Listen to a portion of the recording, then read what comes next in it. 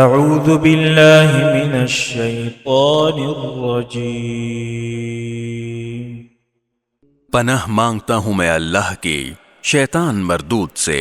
واتل علیہم نبأ ابنی آدم بالحق اذ قربا قربانا فتقبل من احدهما ولم يتقبل من الآخر قال لأقتلنك قال انما يتقبل الله من المتقين۔ اور اے پیغمبر ان کے سامنے آدم کے 2 بیٹوں کا واقعہ ٹھیک ٹھیک پڑھ کر سناؤ، جب دونوں نے ایک ایک قربانی پیش کی تھی اور ان میں سے ایک کی قربانی قبول ہو گئی اور دوسرے کی قبول نہ ہوئی۔ اس دوسرے نے پہلے سے کہا کہ میں تجھے قتل کر ڈالوں گا۔ پہلے نے کہا کہ اللہ تو ان لوگوں سے قربانی قبول کرتا ہے جو متقی ہوں۔ لئن بسطت إلي يدك لتقتلني ما أنا بباسط يدي إليك لأقتلك إني أخاف الله رب العالمين۔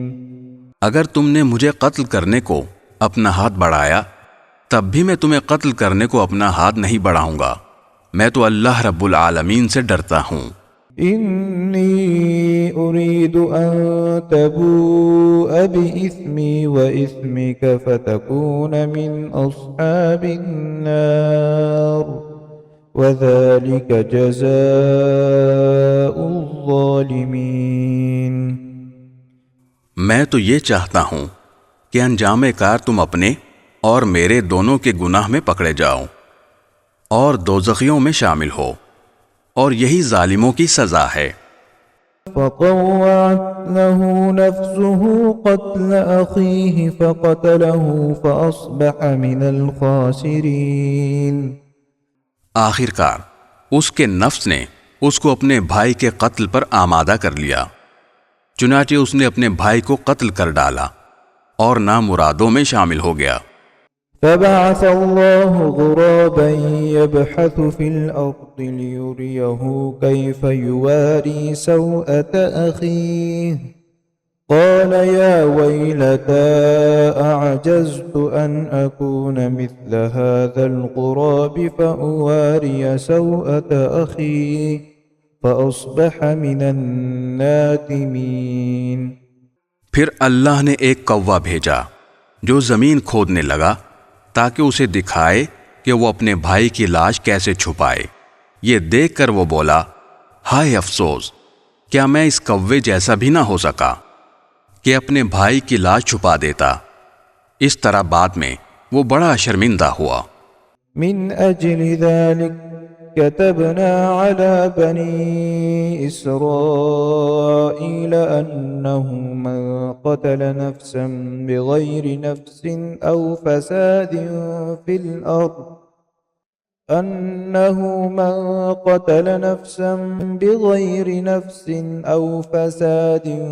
الأرض فكأنما قتل الناس جميعا ومن أحياها فكأنما أحيا الناس جميعا ولقد جاءتهم رسلنا بالبينات ثم إن كثيرا منهم بعد ذلك في الأرض لمسرفون۔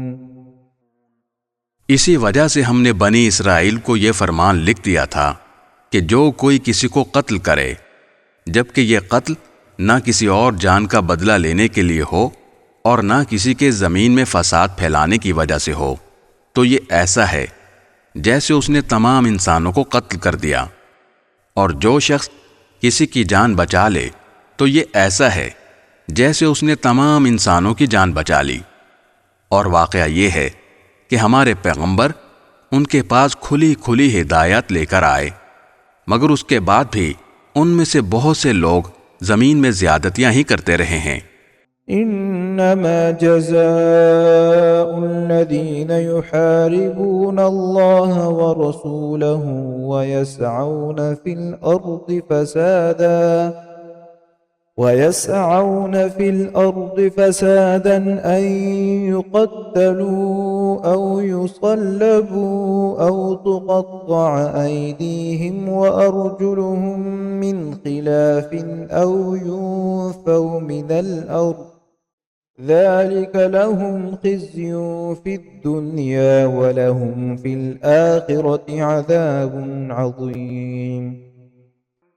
جو لوگ اللہ اور اس کے رسول سے لڑائی کرتے اور زمین میں فساد مچاتے پھرتے ہیں، ان کی سزا یہی ہے کہ انہیں قتل کر دیا جائے یا سولی پر چڑھا دیا جائے یا ان کے ہاتھ پاؤں مخالف سمتوں سے کاٹ ڈالے جائیں یا انہیں زمین سے دور کر دیا جائے۔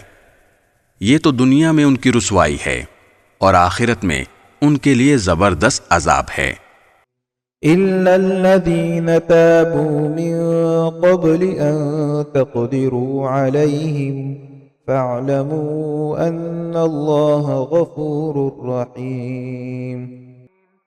ہاں، وہ لوگ اس سے مستثنا ہیں جو تمہارے ان کو قابو میں لانے سے پہلے ہی توبہ کر لیں۔ ایسی صورت میں یہ جان رکھو کہ اللہ بہت بخشنے والا، بڑا مہربان ہے۔